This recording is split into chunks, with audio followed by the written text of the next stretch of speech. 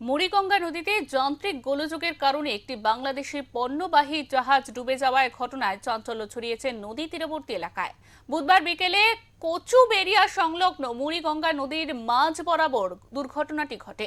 জাহাজটি কলকাতা বন্দর থেকে পণ্য নিয়ে বাংলাদেশের উদ্দেশ্যে যাচ্ছিল বলে প্রশাসন সূত্রে জানা গিয়েছে। দুর্ঘটনাগ্রস্ত জাহাজটির নাম এমভি তামজিদ অ্যান্ড নাসির।